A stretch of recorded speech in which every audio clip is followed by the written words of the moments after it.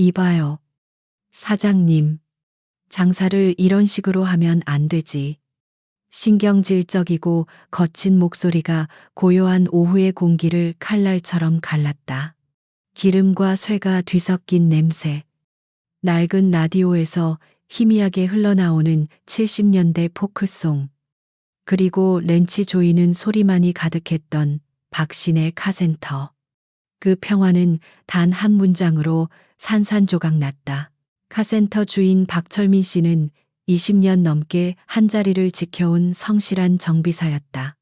그의 손은 기름때가 깊게 베어 지워지지 않았고 손톱 밑은 언제나 검었지만 그 손은 죽어가던 차에 새 생명을 불어넣는 마법사의 손이었다.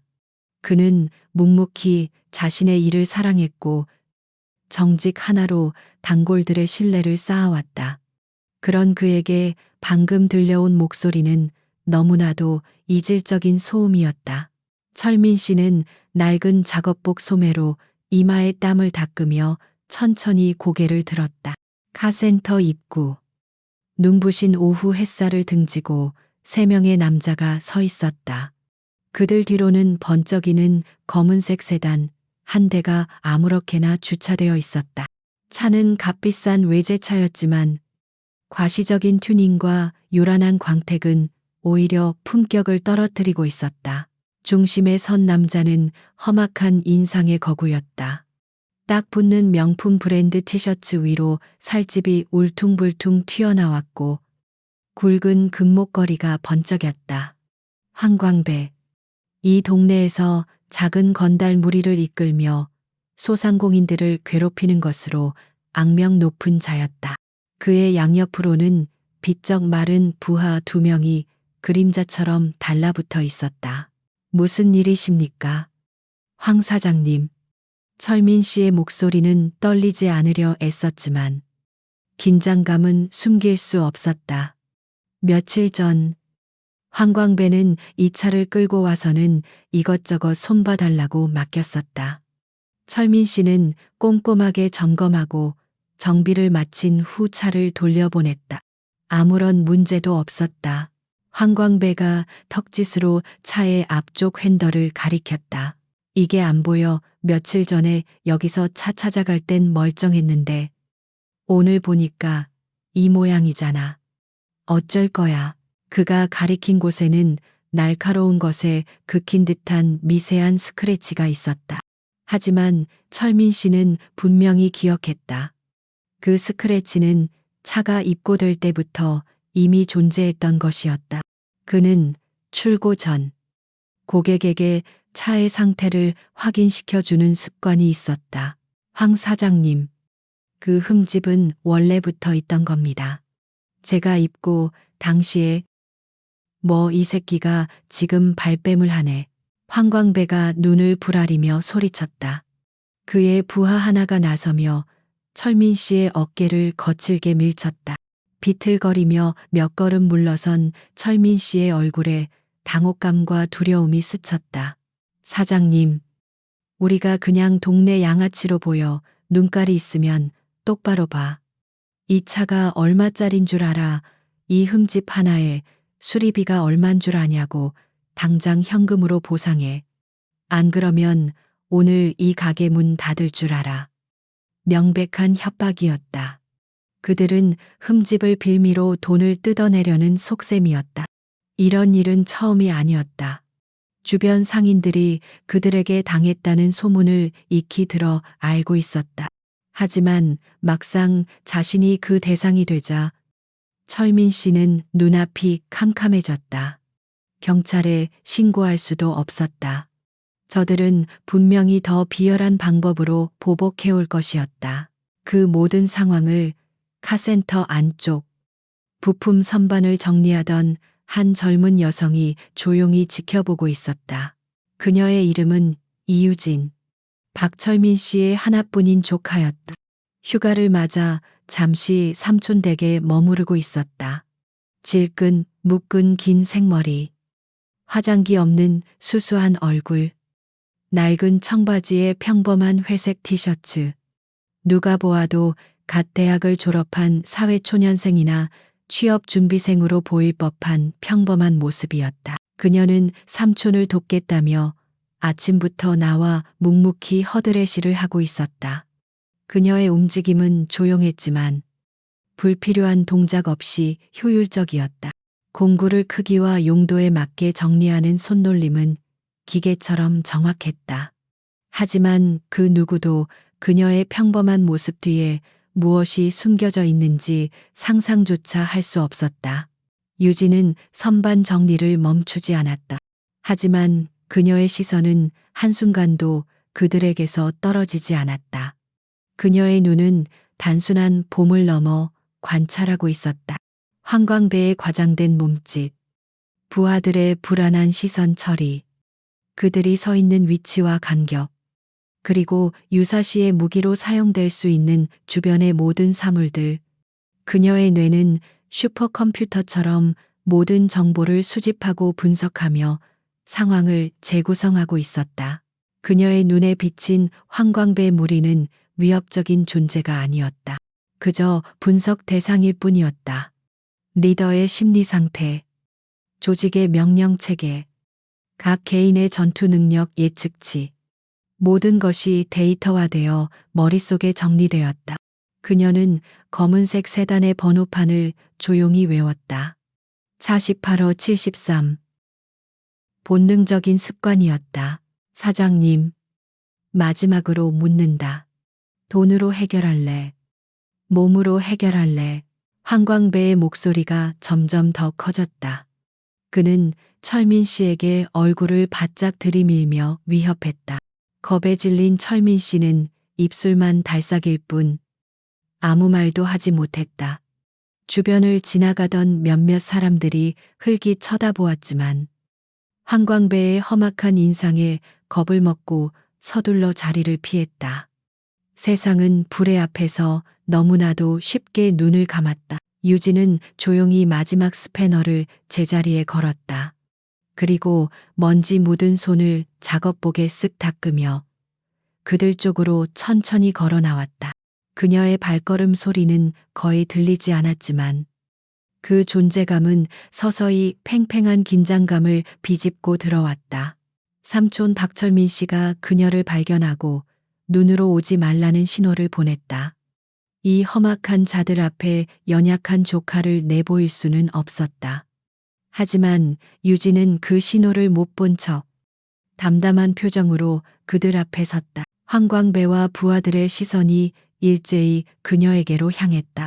처음에는 웬 여자지 하는 의아함, 그리고 곧이어 노골적인 무시와 경멸로 바뀌었다. 작고 갸름한 얼굴, 가녀린 팔다리, 어디를 봐도 자신들에게 위협이 될 만한 구석은 단 하나도 없었다. 넌 또 뭐야? 황광배가 귀찮다는 듯이 물었다. 유진은 황광배를 쳐다보지도 않았다. 그녀의 시선은 차의 흠집에 고정되어 있었다. 그녀는 허리를 숙여 흠집을 자세히 들여다보았다. 아주 가까운 거리에서 전문가처럼 신중하게 그녀의 행동에 황광배의 미간이 찌푸려졌다. 몇 초간의 침묵. 유진은 천천히 허리를 폈다. 그리고 마침내 입을 열었다.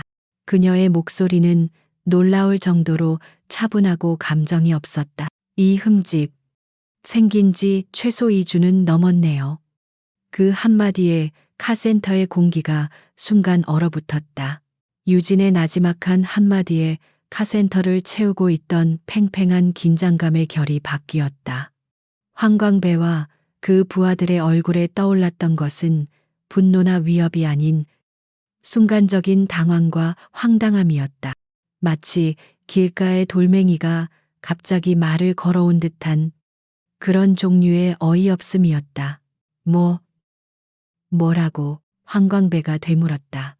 그는 자신이 헛것을 들었나 싶어 귀를 후볐다.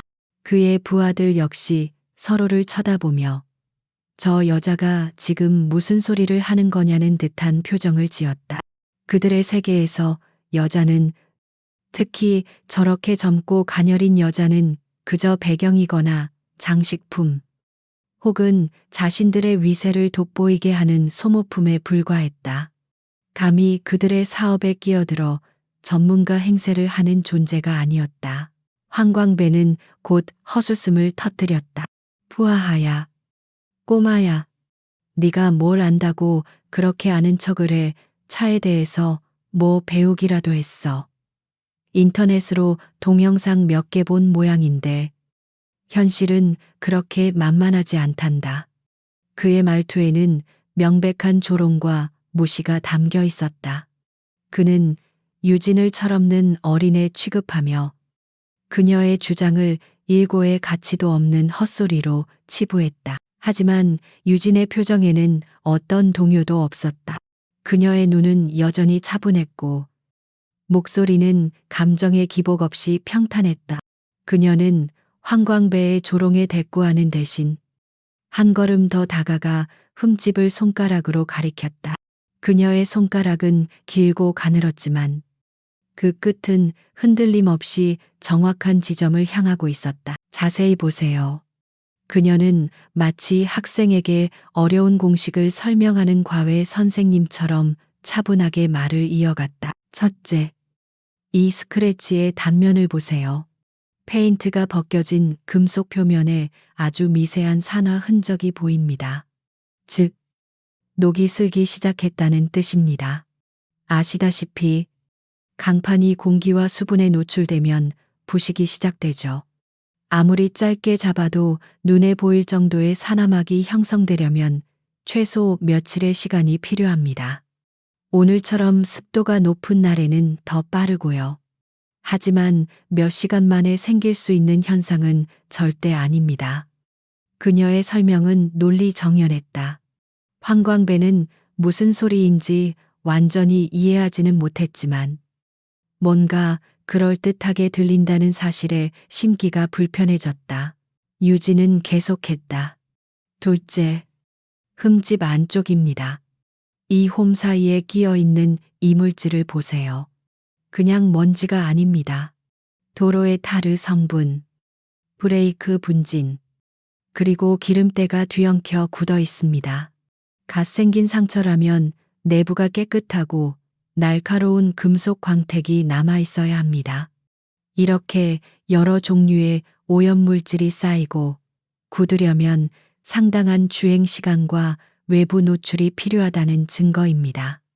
그녀는 잠시 말을 멈추고 황광배의 눈을 똑바로 쳐다보았다. 그 시선은 날카로웠지만 공격적이지는 않았다. 그저 사실을 전달하려는 듯 담담했다. 마지막으로 흠집 주변의 광택층입니다. 사장님께서 며칠 전 출고하시기 전에 세차와 왁스 작업을 하셨다고 들었습니다. 이 흠집의 가장자리를 보면 왁스 성분이 미세하게 밀려 들어가 굳어 있는 것을 볼 수 있습니다. 즉, 이 흠집이 생긴 상태에서 그 위로 왁스 작업이 이루어졌다는 뜻입니다. 이 차가 저희 카센터에 들어오기 전부터 이미 존재했던 상처라는 가장 확실한 증거죠. 완벽한 논리였다. 반박의 여지가 없었다.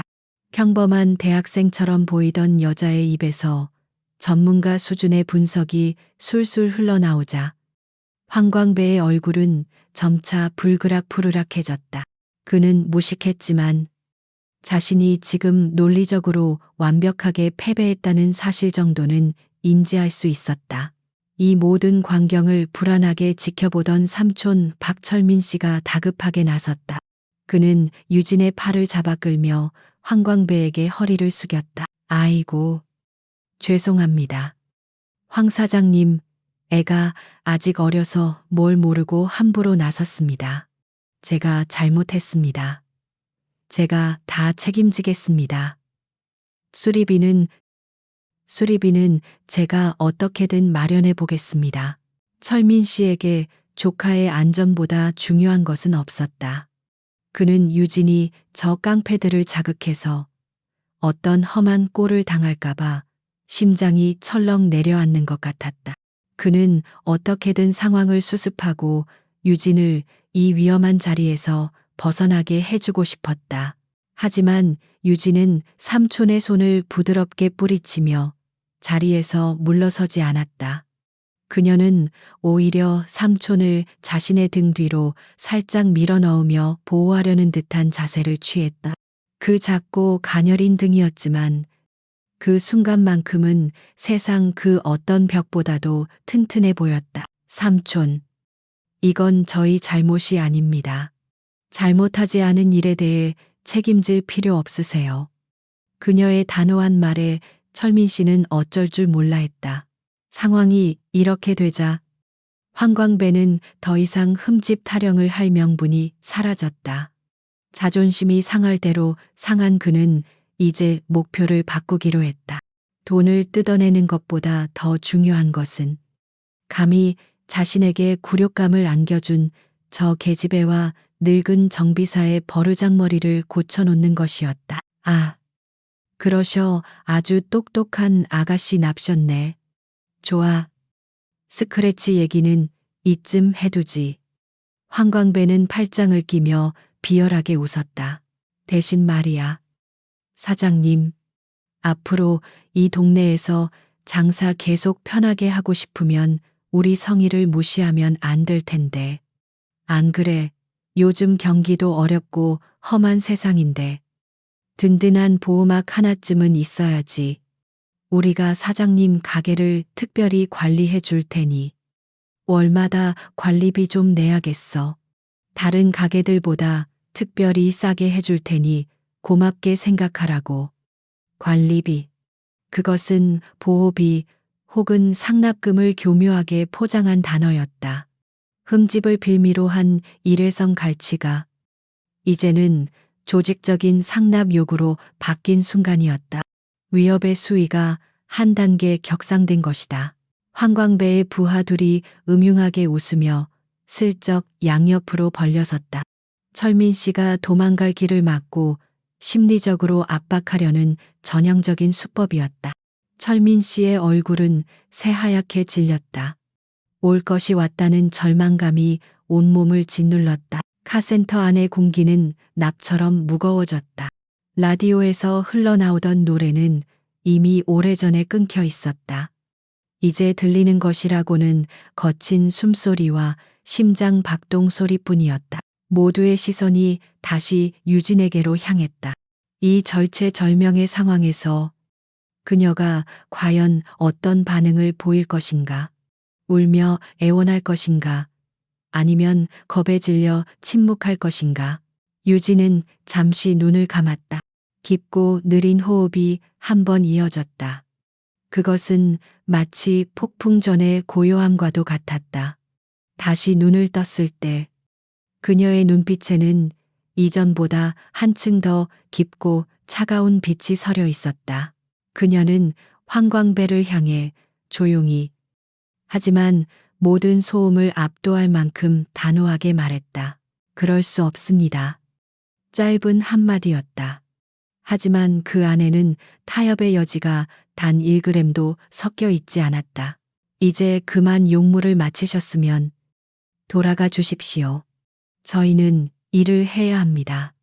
그것은 정중한 요청의 형태를 띤 명백한 경고였다. 그럴 수 없습니다. 유진의 목소리는 크지 않았지만 카센터 안의 모든 소음을 집어삼킬 만큼 단단했다. 이제 그만 용무를 마치셨으면 돌아가 주십시오. 저희는 일을 해야 합니다. 그 말은 마치 잘 훈련된 군인이 내리는 최후 통첩과도 같았다. 더 이상의 협상은 없다는 선언. 감히 조폭 무리의 심기를 정면으로 거스르는 평범한 사람이라면 상상조차 할 수 없는 대담한 발언이었다. 몇 초간의 정적. 황광배의 얼굴에서 비열한 미소가 싹 사라졌다. 그의 눈이 가늘어졌다. 그는 방금 자신이 들은 말을 제대로 이해하지 못했다는 듯 고개를 살짝 갸웃했다. 그의 두뇌가 상황을 처리하는데 시간이 걸리는 듯했다. 자신에게 돌아가라고 명령한 사람이 눈앞에 이 가냘픈 계집애라는 사실을 받아들이기까지 이윽고 그의 얼굴 전체가 뒤틀리기 시작했다. 이해는 곧 분노로 바뀌었다. 분노는 경멸적인 웃음으로 터져 나왔다. 푸하하하하하. 황광배는 배를 잡고 웃었다. 너무 웃어서 눈물까지 찔끔 나올 지경이었다.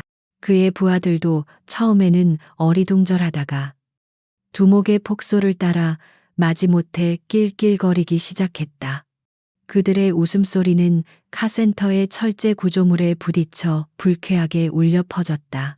야, 야, 들었냐? 얘가 지금 우리더러 돌아가래. 일을 해야 한다나, 뭘 하나.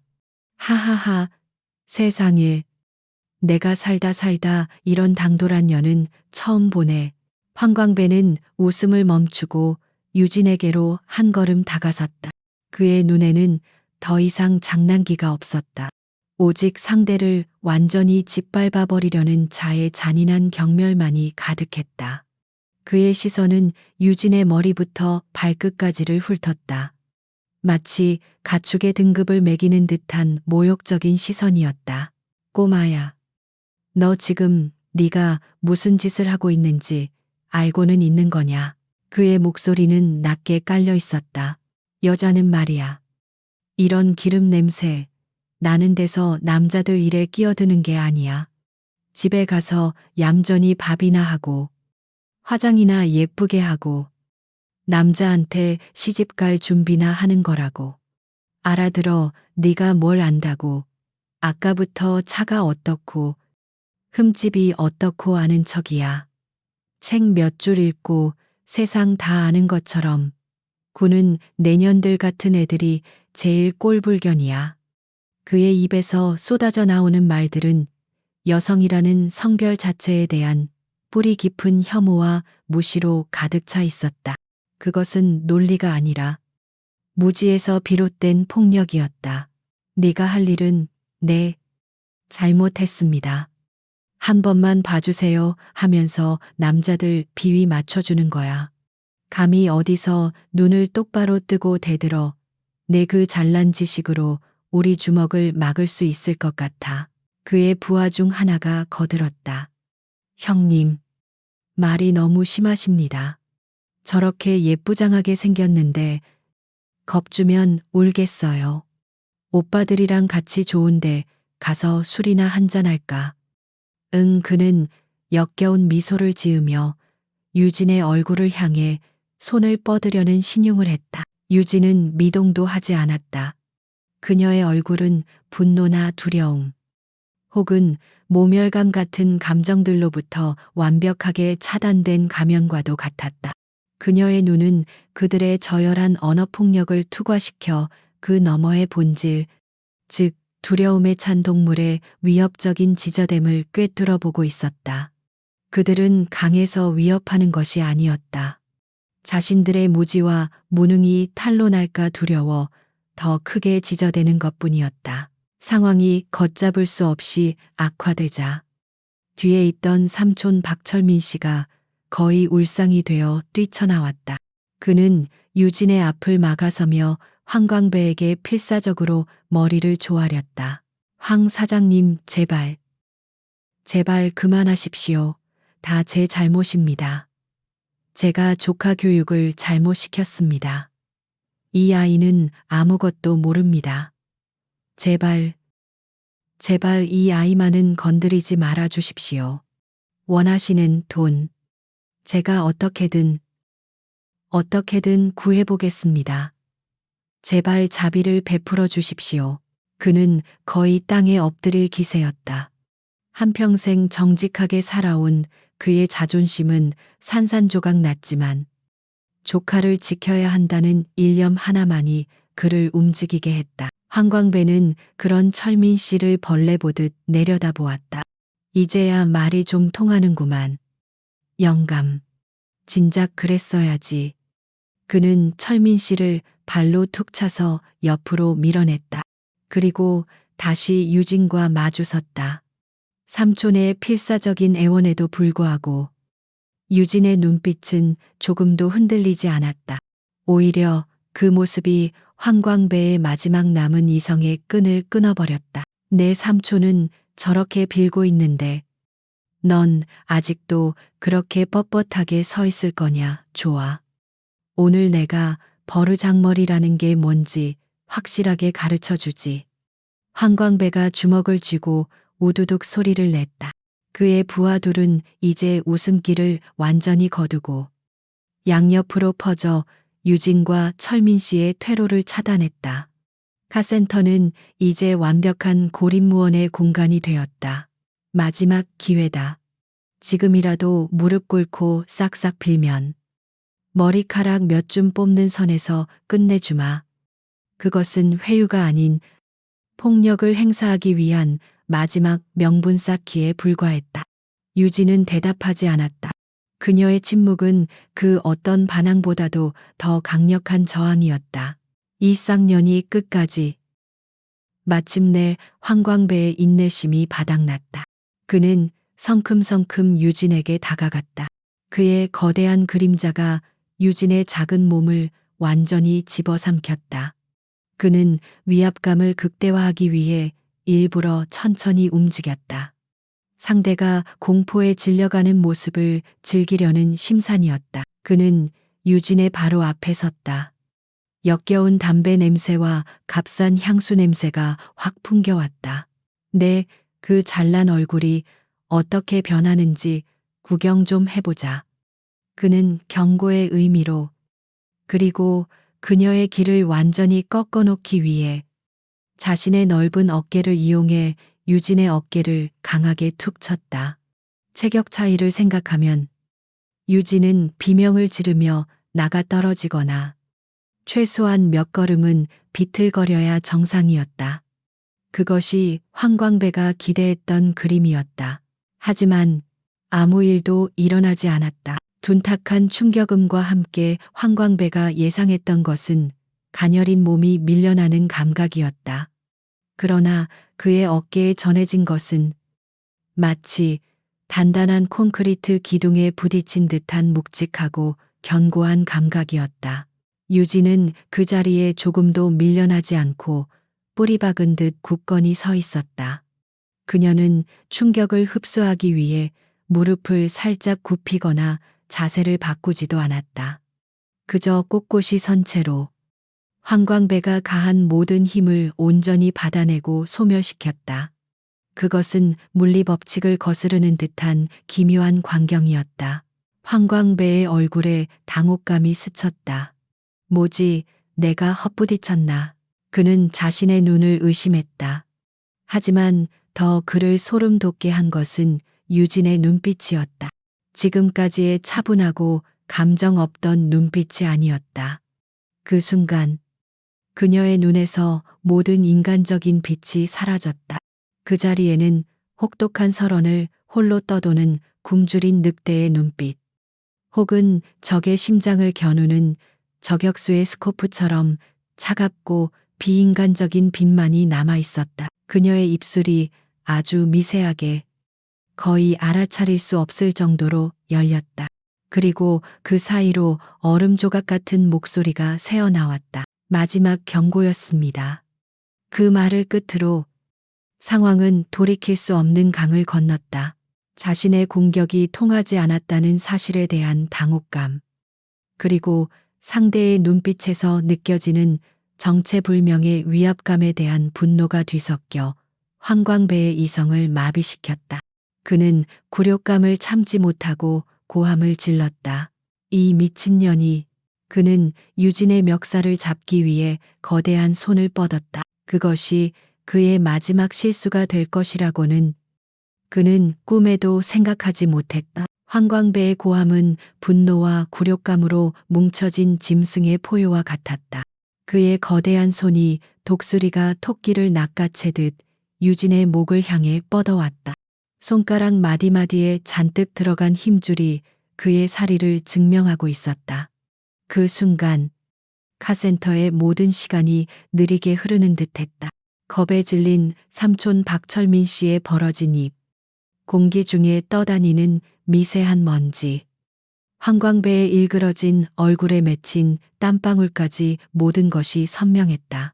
황광배의 손이 유진의 멱살에 닿기 직전 찰나의 순간 유진이 움직였다. 그것은 격렬한 움직임이 아니었다. 마치 물이 흐르듯 바람이 스치듯 자연스럽고 미세한 움직임이었다. 그녀는 상체를 살짝 뒤로 기울이는 동시에 오른발을 축으로 몸을 반 바퀴 틀었다. 황광배의 손은 목표를 잃고 허공을 갈랐다. 동시에 허공을 가른 황광배의 팔 바로 아래 공간으로 유진의 왼손이 파고들었다. 그녀의 손은 공격적으로 주먹을 쥐거나 손날을 세우지 않았다. 그저 부드럽게 뻗어나와 황광배의 팔꿈치 안쪽 급소를 가볍게 짚었을 뿐이다. 윽! 황광배의 입에서 짧은 신음이 터져 나왔다. 팔 전체에 전기가 흐르는 듯한 찌릿한 고통과 함께 순간적으로 힘이 쭉 빠져나갔다. 그의 거대한 몸이 균형을 잃고 앞으로 휘청였다. 바로 그 순간이었다.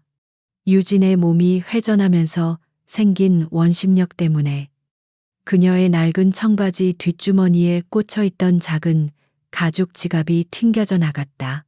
H가리. 지갑은 둔탁한 소리를 내며 기름때 묻은 콘크리트 바닥에 떨어졌다. 그리고 그 충격으로 반쯤 열려있던 지갑 안에서 빳빳한 카드 한 장이 스르륵 미끄러져 나왔다. 아무도 그 작은 소리에 신경 쓰지 못했다. 황광배는 팔의 통증과 함께 공격이 막혔다는 사실에 더욱 이성을 잃고 있었다. 그의 부하들은 자신들의 두목이 저 작은 여자에게 농락당하는 듯한 모습에 당황하여 어쩔 줄 몰라 했다. 박철민 씨는 그저 조카가 다치지 않기만을 간절히 바랄 뿐이었다. 인연이 기술 좀 쓴다고 까불어 황광배는 고통을 무시하고 다시 몸을 바로 세우며 유진에게 달려들려 했다. 하지만 유진은 그보다 빨랐다. 그녀는 물러서지 않고 오히려 황광배의 품으로 한 걸음 파고들었다. 황광배의 시야에서 그녀의 모습이 순간적으로 사라졌다. 그리고 다시 한번 그의 어깨에 가해졌던 것과는 비교도 할 수 없는 단단하고 묵직한 충격이 그의 명치에 전해졌다. 유진이 어깨로 가볍게 부딪힌 것이었다. 하지만 그 충격은 마치 달려오는 덤프트럭에 받친 듯했다. 황광배의 육중한 몸이 컥 하는 소리와 함께 뒤로 두어 걸음 주춤거리며 밀려났다. 그 충격으로 인해 유진의 회색 티셔츠 목 부분이 살짝 옆으로 쓸려 내려갔다. 그리고 그 순간 그녀의 왼쪽 쇄골 바로 위에 자리 잡은 흉터 하나가 오후의 햇살 아래 잠시 모습을 드러냈다. 그것은 흔한 흉터가 아니었다. 희미했지만 길고 날카로운 칼에 베인 듯한 상처였다. 하지만 더 기이한 것은 그 상처가 아문 모양새였다. 일반적인 병원에서 봉합한 것이 아니라 마치 야전에서 급하게 처치한 듯 거칠고 투박한 바늘 자국이 희미하게 남아 있었다. 그것은 평범한 일상을 살아가는 젊은 여성의 몸에 있어서는 안 돼. 전쟁이나 극도로 위험한 임무의 흔적이었다. 황광배의 부하 중 하나가 무심코 그 흉터를 보았다. 그의 눈이 순간적으로 커졌다.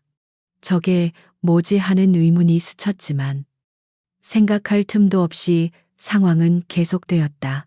감히 네가 날 쳤어. 황광배는 복부를 감싸쥐며 붉어진 눈으로 유진을 노려보았다. 그는 이제 유진을 단순한 여자로 보지 않았다. 정체불명의 위험한 상대로 인식하기 시작했다. 하지만 수많은 사람들 앞에서, 그것도 자신의 부하들과 먹잇감 앞에서 당했다는 사실이 그의 자존심을 용납하지 않았다. 죽여버리겠어. 그가 다시 달려들려던 그때 그의 다른 부하가 다급하게 외쳤다. 형님, 저것 좀. 그 부하의 손가락은 바닥을 가리키고 있었다. 아까 유진의 주머니에서 떨어져 나온 낡은 지갑과 그 옆에 놓인 플라스틱 카드 한 장. 황광배의 시선이 마지못해 그쪽으로 향했다. 유진 역시 자신의 지갑이 떨어진 것을 이제야 알아차린 듯 무심하게 바닥을 내려다보았다. 카드는 햇빛을 받아 반짝이고 있었다. 증명사진 속에는 지금의 수수한 모습과는 전혀 다른 짧은 머리에 군복을 입고 입을 굳게 다문 한 여성이 정면을 응시하고 있었다. 유진의 얼굴이었다. 하지만 사진 속의 눈빛은 지금보다 훨씬 더 날카롭고 엄격했다. 부하 하나가 조심스럽게 다가가 카드를 집어들었다. 그는 카드를 뒤집어 보고 다시 앞으로 돌려보며 고개를 갸웃거렸다. 무언가 이상했지만 정확히 무엇인지는 모르는 눈치였다. 뭐야? 그게 학생증이야? 황광배가 짜증스럽게 물었다. 아, 아닌데요. 형님, 이거 무슨 회사 사원증 같은 건가? 그는 카드 상단에 밝힌 금빛 독수리 문양과 그 아래 적힌 글씨들을 더듬더듬 읽기 시작했다. 그의 목소리는 처음에는 무심했지만 글자를 하나하나 조합해 나갈수록 점점 더 떨리고 기어 들어갔다. 민국 육군. 그의 목소리에 주변의 모든 소음이 흡수되었다. 박철민 씨도 황광배도 심지어 유진을 향해 주먹을 날리려던 다른 부하도 모두 그의 입을 주목했다. 특수 전 사령부. 거기까지 읽었을 때 카드를 들고 있던 부하의 손이 미세하게 떨리기 시작했다. 그의 얼굴에서 핏기가 가시는 것이 보였다. 그는 믿을 수 없다는 듯 눈을 비비고 다시 카드를 들여다보았다.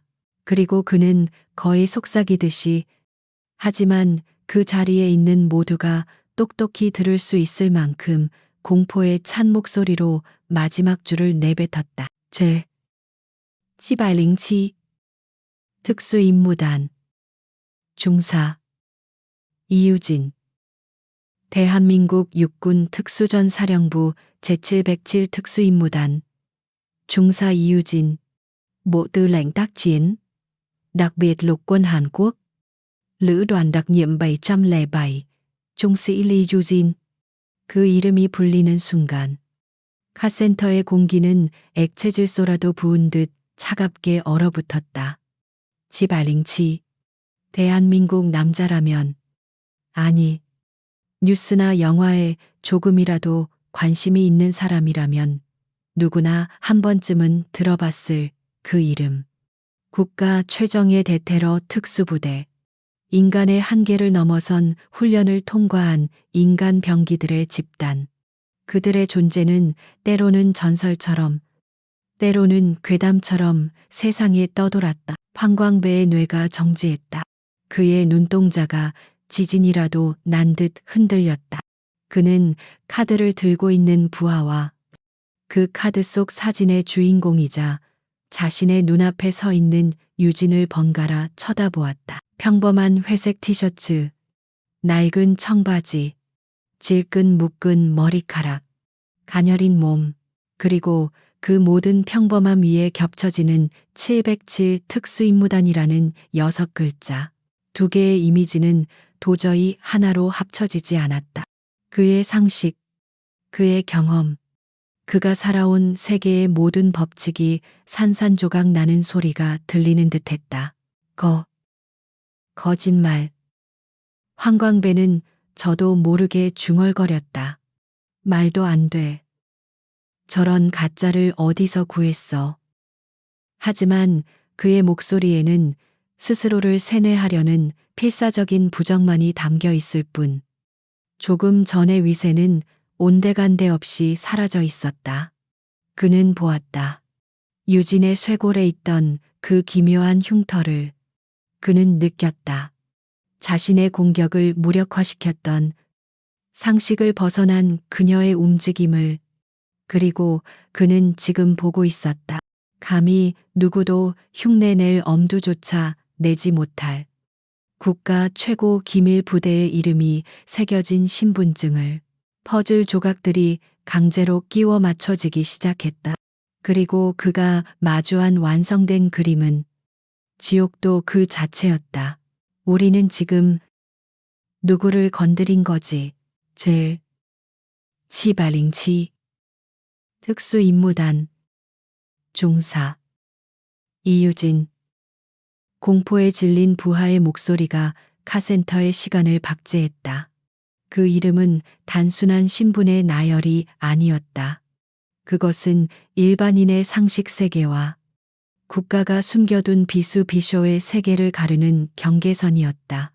그리고 황광배와 그의 무리는 방금 자신들이 그 경계선을 어리석게도 넘어왔음을 깨달았다. 하지만 인간의 이성은 때로 감당할 수 없는 진실 앞에서 스스로를 보호하기 위해 가장 비논리적인 선택을 하기도 한다. 부정. 그것이 황광배의 뇌가 선택한 마지막 발악이었다. 푸하, 하하하. 갑자기 황광배가 미친 사람처럼 웃기 시작했다. 너무나도 부자연스럽고 절박함이 묻어나는 웃음소리였다. 그는 자신의 공포를 감추기 위해 주변에 얼어붙은 공기를 깨뜨리기 위해 필사적으로 웃었다. 777 0 7야. 내가 무슨 동네 바보 등신으로 보여. 그는 바닥에 떨어진 신분증을 손가락질하며 소리쳤다. 요즘은 인터넷으로 별걸 다 파는구나. 어디서 이런 장난감 신분증을 구해와서 사기를 치려고 들어 군대도 안 갔다. 온년이 특수부대 지나가던 개가 웃겠다. 그는 스스로를 그리고 겁에 질린 부하들을 설득시키려 했었다. 그래. 이게 유일한 설명이다. 저 여자는 보통이 아닌 건 맞지만 아마 어디서 호신술 좀 배운 미친년일 뿐이다. 707이라는 이름값을 빌려 우리를 겁주려는 수작이다. 감히 우리를 상대로 이런 간 큰 사기를 쳐. 굴욕감이 다시 그의 머리끝까지 차올랐다. 논리로도 기세로도 밀렸다. 이제 남은 것은 압도적인 폭력으로 모든 것을 뭉개버리는 것뿐이었다. 그것이 그가 평생 살아온 방식이었다. 이런 쌍년은 몽둥이가 약이야. 황광배의 눈에 실핏줄이 터져 시뻘겋게 변했다. 그는 자신의 부하들에게 고개를 까딱하며 턱으로 유진을 가리켰다. 그의 목소리는 분노로 갈라져 나왔다. 뭐해? 이 새끼들아, 전현 당장 잡아 팔다리 하나씩 분질러서 다시는 남자들 앞에서 아가리 못 놀리게 만들어버려. 그것은 이성을 놓아버린 명령이자 돌이킬 수 없는 선을 넘는 신호탄이었다. 명령이 떨어지자 잠시 얼어붙어 있던 두 명의 부하가 현실로 돌아왔다. 그들 역시 두목의 자기 최면적인 분노에 전염되었다. 그래, 말도 안 돼. 저렇게 작은 여자가 707일 리가 없어. 우리는 지금 전현에게 노란하고 있는 거야. 네가 오늘 죽었어. 이년아. 가장 가까이 있던 부하 하나가 고함을 지르며 유진을 향해 달려들었다. 그는 유진을 잡아 넘어뜨리기 위해 미식축구 선수처럼 어깨를 낮추고 전속력으로 돌진했다. 거대한 황소처럼. 그 순간 유진의 세계에서 모든 소음이 사라졌다. 달려드는 남자의 일그러진 얼굴. 뒤에서 무기를 찾는 다른 부하의 움직임. 공포에 질린 삼촌의 숨소리. 모든 것이 느린 화면처럼 분석되고 계산되었다. 그녀는 피하지 않았다. 오히려 달려드는 남자를 향해 반걸음 앞으로 나아갔다. 남자의 어깨가 그녀의 몸에 닿기 직전 그녀는 발을 살짝 틀며 몸을 비켰다. 남자는 허공에 어깨를 부딪히며 중심을 잃었다. 유진은 그 찰나의 순간을 놓치지 않았다. 그녀는 남자의 옆구리를 스쳐 지나가며 그의 달려오는 힘과 속도를 그대로 역이용했다. 그녀의 작은 손이 남자의 등 뒤 옷깃을 가볍게 잡아챘고 동시에 그녀의 발이 남자의 발목을 살짝 걸었다. 남자는 자신의 의지와는 상관없이 자신의 힘에 의해 앞으로 고꾸라졌다. 그의 육중한 몸은 통제불능의 포탄처럼 날아가 벽에 세워져 있던 낡은 타이어 덤이 위로 처박혔다. 쿵 하는 둔탁한 소리와 함께 남자는 비명 한 번 지르지 못하고 바닥에 큰 대 다자로 뻗어버렸다. 모든 것이 1초 만에 일어났다. 이 개 같은 년이. 다른 부하가 그 광경을 보고 경악했다. 그는 옆에 있던 공구함에서 가장 크고 묵직해 보이는 쇠렌치를 집어들었다. 시퍼런 쇳덩이가 그녀의 머리를 향해 무자비하게 휘둘러졌다. 평범한 사람이라면 두개골이 박살날 위력이었다. 하지만 유진의 눈에는 렌치의 궤적이 선명하게 보였다. 그녀는 고개를 숙여 공격을 피하는 대신 오히려 그 안으로 파고들었다. 그녀의 왼팔이 방패처럼 올라와 렌치를 휘두르는 남자의 팔뚝을 아래에서 위로 툭 쳐냈다. 남자는 팔꿈치 관절에 예리한 충격을 느끼고 순간적으로 렌치를 놓칠 뻔했다. 그 틈을 놓치지 않고 유진의 오른손이 뱀처럼 솟아올라 남자의 손목을 낚아챘다. 그리고는 군더더기 없는 동작으로 꺾어버렸다. 인대가 끊어지는 듯한 고통에 남자의 입에서 찢어지는 비명이 터져나왔다. 그의 손에서 힘이 빠지면서 묵직한 쇠렌치가 쨍그랑하는 요란한 소리를 내며 콘크리트 바닥에 떨어졌다. 소리는 카센터 전체에 섬뜩하게 울려 퍼졌다. 유진은 비명을 지르는 남자의 팔을 그대로 잡은 채 무릎으로 오금 무릎 뒤쪽을 가격했다. 남자는 다리가 풀리며 그 자리에 무릎을 꿇었다. 2명의 부하가 무력화되는 데 걸린 시간은 채 10초도 되지 않았다. 이 모든 것을 눈앞에서 목격한 황광배는 공포를 넘어선 광기에 휩싸였다. 그는 이제 유진의 정체를 의심하지 않았다. 하지만 이미 엎질러진 물이었다. 그는 맹수처럼 포효하며 유진의 등 뒤에서 덮쳤다. 가장 비겁하고 야비한 공격이었다. 그러나 유진에게 등 뒤라는 사각스겨은 존재하지 않았다. 그녀는 이미 황광배의 움직임을 소리와 공기의 흐름으로 감지하고 있었다. 황광배의 주먹이 그녀의 뒤통수를 향해 날아오는 순간 유진은 무릎 꿇린 부하를 방패처럼 앞으로 밀어버리고 그 반동을 이용해 용수철처럼 몸을 돌렸다. 그녀의 회전은 너무나도 빠르고 부드러워서 마치 한 마리의 흑표범이 춤을 추는 듯했다. 황광배의 눈에 유진의 모습이 순간 흐릿하게 보였다. 다음 순간 그는 자신의 팔이 무언가에 단단히 붙들렸다는 것을 깨달았다. 유진이 그의 팔을 잡아 자신의 어깨 위에 걸치고 허리를 깊숙이 숙이고 있었다. 전형적인 유도의 업어치기 자세였다. 황광배가 무언가 말을 하기도 전에 유진의 허리에서 폭발적인 힘이 뿜어져 나왔다. 100kg이 넘는 그의 거구가 종이 인형처럼 공중으로 떠올랐다. 그의 시야가 한 바퀴 빙글 돌았다. 세상이 거꾸로 보였다. 쾅! 카센터 바닥이 무너지는 듯한 굉음이 울렸다. 황광배는 자신이 어떻게 된 것인지 인지할 틈도 없이 바닥에 매달꽂혔다. 등과 머리에 전해지는 엄청난 충격에 숨이 턱 막히고 눈앞에서 별이 번쩍였다. 하지만 그것이 끝이 아니었다. 유진은 그가 정신을 차릴 틈을 주지 않았다. 그녀는 바닥에 쓰러진 황광배의 팔을 그대로 잡아 비틀어 순식간에 관절 기술로 제압했다. 끄어, 커헉, 항복. 황광배의 입에서 마침내 처절한 비명이 터져 나왔다. 그의 어깨 관절이 반대 방향으로 꺾여 조금만 더 힘을 주면 그대로 탈골될 지경이었다. 저항은 불가능했다. 그는 바닥에 얼굴을 처박은 채 거대한 벌레처럼 무력하게 버둥거릴 뿐이었다. 전투는 시작된 지 45초 만에 끝났다. 카센터 안에는 폭풍이 지나간 뒤에 고요함만이 맴돌았다.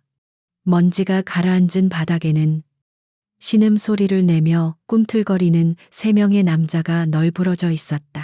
잠시 전까지의 기세등등함은 온데간데 없고 오직 비참한 패배의 흔적만이 남아 있었다. 그리고 그 한가운데 유진이 서 있었다. 그녀는 숨 한 번 헐떡이지 않았다. 머리카락 한 올 흐트러지지 않았다. 그녀는 마치 아무 일도 없었다는 듯 무릎으로 황광배의 등을 누른 채 차갑게 그를 내려다볼 뿐이었다. 이 비현실적인 광경을 처음부터 끝까지 지켜본 삼촌 박철민 씨는 석상처럼 그 자리에 굳어 있었다. 그의 손에 들고 있던 렌치가 힘없이 바닥으로 툭 떨어졌다. 그는 자신의 눈앞에서 벌어진 일을, 그리고 자신이 평생 연약한 조카라고만 생각했던 유진의 모습을 도저히 믿을 수가 없었다. 폭풍이 휩쓸고 간 카센터에는 오직 3가지 소리만이 존재했다. 바닥에 처박힌 황광배의 거친 생목소리, 렌치를 놓치고 손목을 부여잡은 부하의 억눌린 신음, 그리고 타이어 더미에 처박힌 채 미동도 없는 다른 부하의 희미한 숨소리. 그 지옥 같은 정적의 한가운데 이유진은 마치 아무 일도 없었다는 듯이 서 있었다. 그녀는 자신의 발밑에서 거대한 벌레처럼 꿈틀거리는 황광배를 잠시 내려다보았다.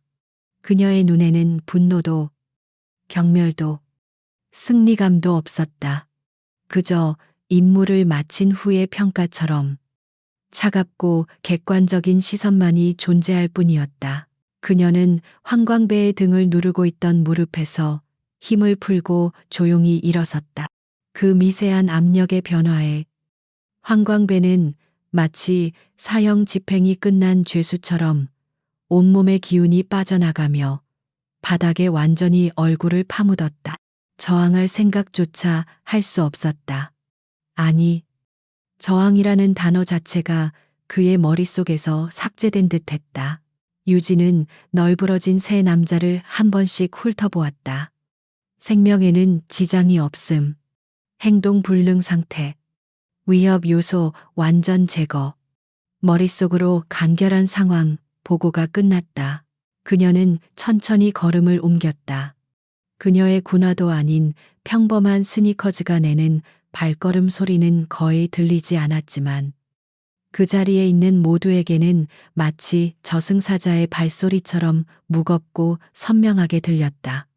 그녀는 아까 전투의 와중에 바닥에 떨어졌던 자신의 낡은 가죽 지갑과 신분증 앞에 멈춰 섰다. 허리를 숙여 그것들을 집어드는 그녀의 동작에는 한치의 망설임이나 불필요함이 없었다.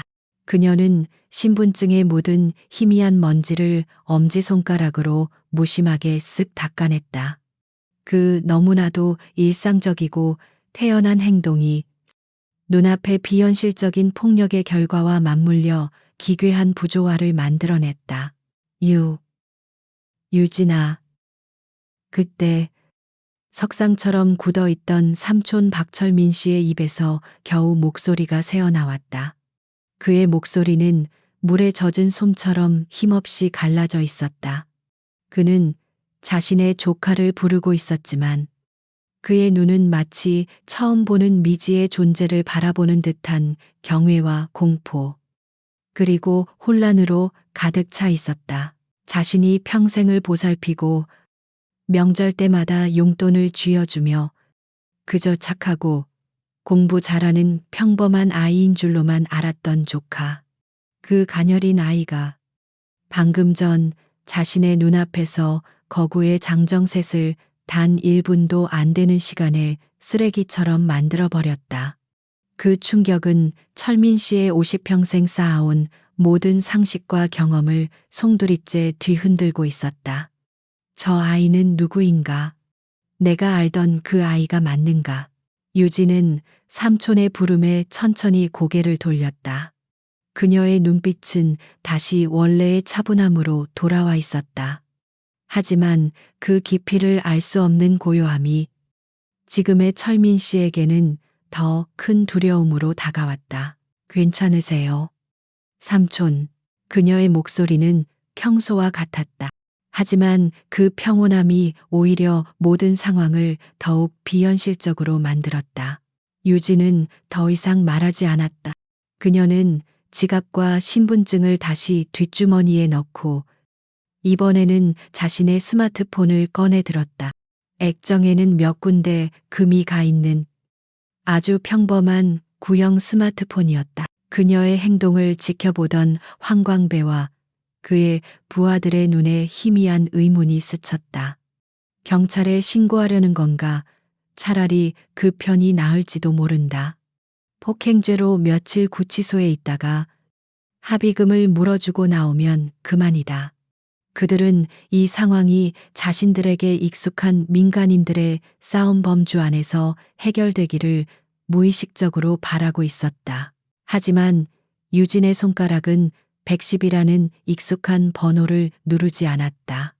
그녀는 망설임 없이 주소록을 열어 저장된 특정 번호를 눌렀다.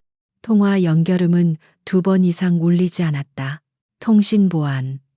수화기 너머에서 들려온 목소리는 낮고 절제되어 있었지만 보통의 전화 응대와는 차원이 다른 긴장감이 서려 있었다. 그 목소리를 듣는 순간 유진의 분위기가 완전히 변했다. 어깨는 굳건히 펴지고 턱은 살짝 당겨졌으며 눈빛은 민간인 이유진에서 군인 이유진으로 완벽하게 전환되었다.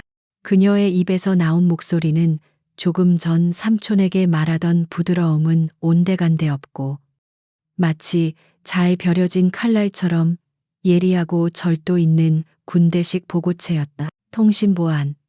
이중사. 보고합니다.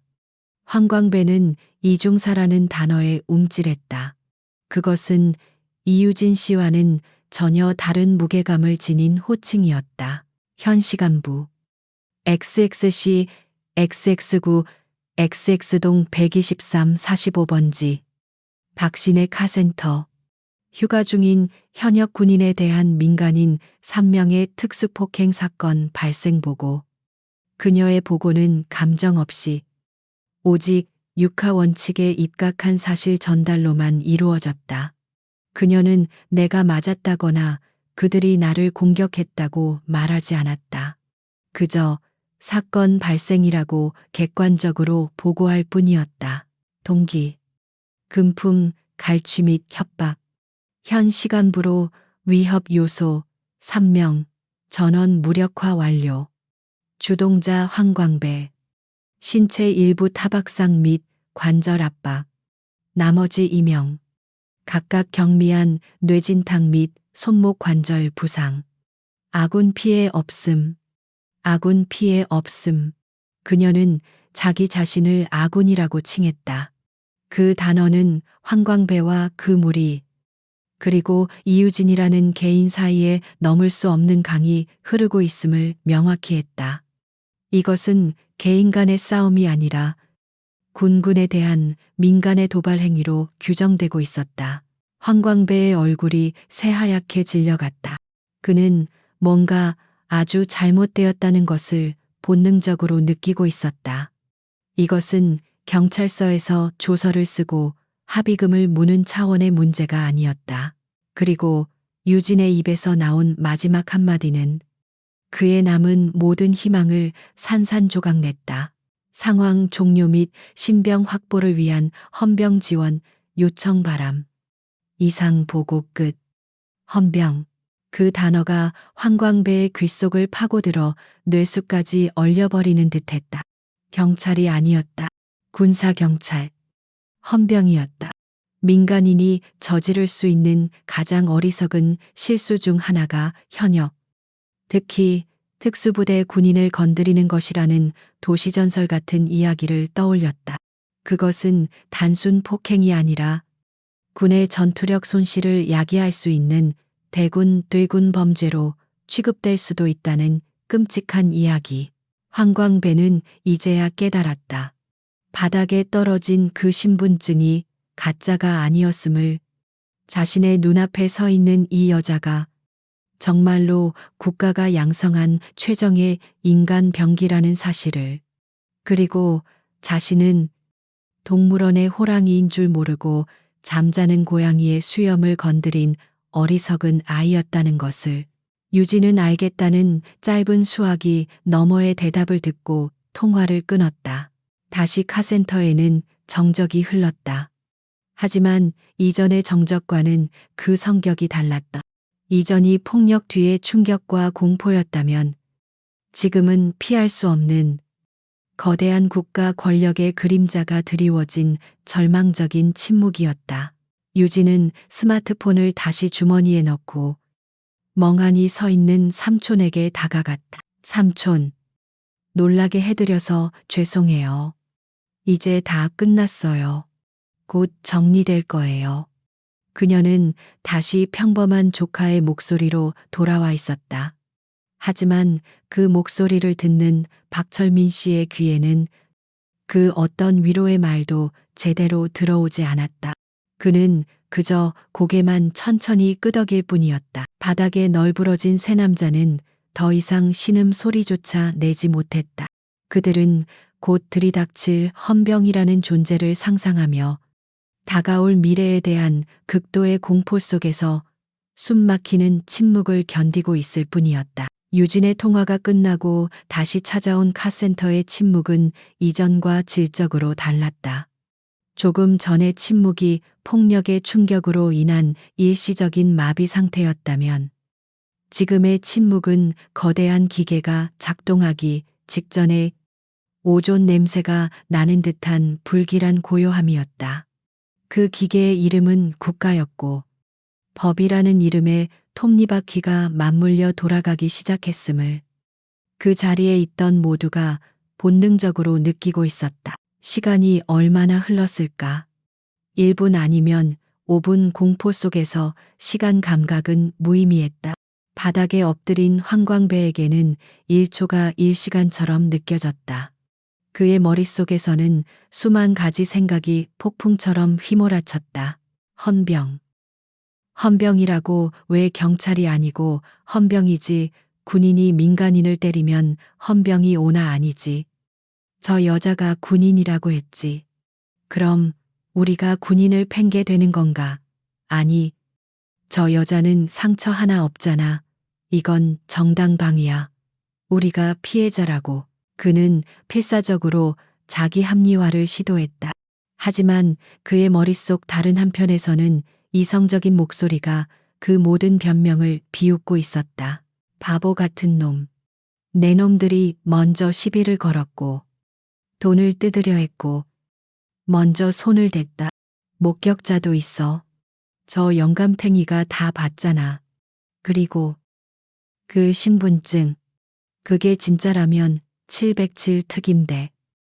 그게 진짜라면 그 상상만으로도 등골을 타고 식은땀이 흘러내렸다. 그는 자신이 지금까지 상대해왔던 동네 상인이나 유흥업소 사장들과는 전혀 다른 존재를 건드렸다는 사실을 뒤늦게 깨닫고 있었다. 이것은 골목길의 싸움이 아니었다. 그는 지금 눈에 보이지 않는 거대한 성벽에 머리를 박은 것이나 다름없었다. 그의 부하들 역시 마찬가지였다. 손목이 꺾인 놈은 고통도 잊은 채 넉나간 표정으로 허공을 응시하고 있었고, 타이어 더미에 처박혔던 놈은 어느새 정신을 차렸지만 감히 일어날 엄두도 내지 못하고 죽은 듯이 엎드려 있었다. 그들 모두에게 헌병이라는 단어는 사형 선고처럼 들렸다. 그 숨 막히는 기다림을 깬 것은 멀리서부터 들려오는 희미한 엔진 소리였다. 그 소리는 일반적인 경찰차의 사이렌 소리와는 달랐다. 낮고 묵직하게 깔리는 배기음. 처음에는 작게 들렸지만 무서운 속도로 가까워지고 있었다. 소리는 점점 커져 카센터의 얇은 철제 벽을 뒤흔들 정도가 되었다. 끼 날카로운 타이어 마찰음과 함께 카센터 입구에 그림자 하나가 거칠게 드리워졌다. 모두의 시선이 소리가 난 쪽으로 향했다. 그곳에는 경찰의 순찰차도 형사들의 승합차도 아니었다. 짙은 국방색 도장에 헌병이라는 글자가 선명하게 새겨진 군용 SUV 한 대가 서 있었다. 민간 지역에서는 좀처럼 보기 힘든 위압적인 존재감 그 자체였다. 차 문이 열리고 두 명의 남자가 내렸다. 그들은 경찰관이 아니었다. 머리는 스포츠형으로 짧게 깎고 각 잡힌 전투복 위에 MP 밀리테리 퍼리스 완장을 차고 있었다. 그들의 군화는 먼지 하나 없이 반짝였고 허리에 찬 권총과 진압봉은 그들이 단순한 행정병이 아님을 보여주고 있었다. 무엇보다 사람을 압도하는 것은 그들의 눈빛이었다. 감정이라고는 조금도 찾아볼 수 없는, 오직 상황을 분석하고 임무를 수행하기 위해 존재하는 듯한 차갑고 기계적인 눈빛. 그들은 내리자마자 한 명은 주변을 경계하고 다른 한 명은 카센터 내부를 빠르게 훑었다. 그들의 시선이 바닥에 널브러진 세 남자에게 잠시 머물렀다가 곧바로 그 앞에 서 있는 이유진에게로 향했다. 선임으로 보이는 헌병이 유진에게 다가왔다. 그의 얼굴에는 의문이나 경계심보다는 상황을 확인하려는 듯한 사무적인 표정이 떠올라 있었다. 신고하신 이유진 중사님이십니까? 그의 목소리는 낮고 절도 있었다. 황광배는 중사님이라는 극존칭에 심장이 쿵 내려앉는 것 같았다. 유진은 말없이 고개를 끄덕이고는 아까 주머니에 넣었던 자신의 신분증을 다시 꺼내 보여주었다. 헌병은 신분증을 받아들고 사진과 유진의 얼굴을 잠시 대조했다. 그리고 신분증의 위조 방지 홀로그램과 세부 사항들을 전문가적인 눈으로 빠르게 확인했다.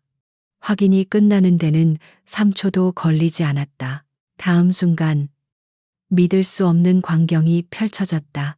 신분증을 돌려준 헌병은 유진을 향해 몸을 돌려 차렷 자세를 취하더니 조금의 망설임도 없이 오른손을 관자놀이로 가져가 칼날 같은 경례를 붙였다. 충성 육군 수도방위 사령부 제1헌병대대 중사 김진철 신고받고 출동했습니다. 그의 옆에 있던 다른 헌병 역시 그 자리에서 부동자세로 경례를 올렸다. 그들의 동작은 기계처럼 정확했고 그 경례에는 상급자, 특히 존경받는 특수부대 선임에게 보내는 군인으로서의 최대의 경의가 담겨 있었다. 그 광경을 본 황광배의 눈앞이 하얘졌다. 끝났다. 모든 것이 끝났다. 저 경례 하나가 모든 상황을 증명하고 있었다. 장난감 신분증이 아니었다. 사기도 아니었다. 저 여자는 진짜였다. 자신들이 멱살을 잡고 욕설을 퍼붓고 주먹을 휘두르려 했던 저 가녀린 여자는 대한민국 최정예 특수부대 707의 현역 중사였다. 황광배의 온몸에서 힘이 빠져나갔다. 그는 더 이상 저항할 기력도 변명할 의욕도 심지어 두려워할 힘조차 남아있지 않았다. 그저 거대한 절망감만이 해일처럼 그를 덮쳤다. 그의 부하들 역시 핏기 하나 없는 얼굴로 사시나무 떨듯 떨고 있었다. 그들은 자신들이 무슨 짓을 저질렀는지, 그리고 앞으로 어떤 대가를 치르게 될지 어렴풋이 짐작하기 시작했다. 유진은 가볍게 목례로 그들의 경례를 받았다. 수고하십니다. 김 중사는 경례를 풀고 다시 사무적인 태도로 돌아왔다. 그는 바닥에 엎드린 황광배 무리를 턱짓으로 가리키며 물었다. 이들입니까? 네. 맞습니다. 알겠습니다. 저희 쪽으로 신병 인계해 주시면 절차대로 처리하겠습니다. 신병 인계. 군에서 사용하는 용어였다. 그 단어 하나가 이 사건이 이제 민간의 영역을 떠나 군의 영역으로 완전히 넘어왔음을 선언하고 있었다. 헌병들은 더 이상 질문하지 않았다. 그들은 곧바로 행동에 들어갔다. 한 명은 황광배에게 다가가 조금의 감정도 싣지 않은 목소리로 말했다. 일어나시죠. 군형법 제58조의 2. 군인 등 강제추행, 폭행, 협박 혐의 및 기타 추가 혐의로 현행범 체포합니다. 변호사를 선임할 수 있으며 변명의 기회가 있고 체포적 부심을 청구할 수 있습니다. 그는 미란다 원칙과 유사한 군 내 체포 규정을 기계처럼 읊으며 저항할 틈도 주지 않고 황광배의 팔을 뒤로 꺾어 수갑을 채웠다. 철컥하는 금속성 소리가 황광배의 심장에 비수처럼 밝혔다. 다른 헌병은 나머지 두 부하를 같은 방식으로 처리했다. 손목이 꺾인 놈은 아프다고 소리쳤지만 헌병은 눈 하나 깜짝하지 않고 응급처치용 플라스틱 부목을 꺼내 능숙하게 손목을 고정한 뒤 수갑을 채웠다. 그들의 모든 행동은 감정이 배제된 채 오직 매뉴얼에 따라 움직이는 기계처럼 효율적이고 냉정했다. 잠깐만요. 우리는 그냥 차 수리비 때문에. 황광배가 마지막 발악처럼 무언가 변명하려 했지만 헌병은 그의 말을 잘랐다. 모든 진술은 군 검찰에서 하시면 됩니다. 3명의 건달은 그렇게 아무런 저항도 하지 못한 채 줄줄이 엮여 군용 SUV 뒷좌석에 쳐넣어졌다. 조금 전까지 카센터를 제패했던 그들의 위세는 온데간데 없고 마치 도살장에 끌려가는 가축처럼 무력하고 비참한 모습이었다. 모든 상황이 정리된 후 김 중사가 유진에게 다가와 다시 한번 정중하게 보고했다. 피의자 3명. 신병 확보 완료했습니다. 본 사건은 저희 부대에서 관할하는 군사범죄수사대로 이관될 예정이며 이중사님께는 추후 피해자 진술 조사를 위해 정식으로 연락드리겠습니다. 불편을 드려 죄송합니다. 아닙니다. 신속한 처리 감사합니다. 그럼 이만 복귀하겠습니다. 충성.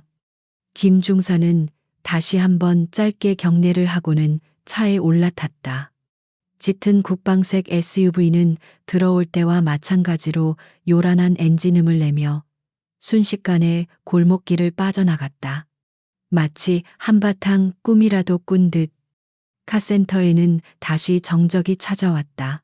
하지만 이번의 정적은 마침내 모든 것이 끝났다는 안도감과 여전히 가시지 않은 충격이 뒤섞인 복잡한 침묵이었다. 헌병대의 군용 SUV가 남긴 타이어 자국과 희미한 매연 냄새만이 방금 전의 소동이 현실이었음을 증명하고 있었다.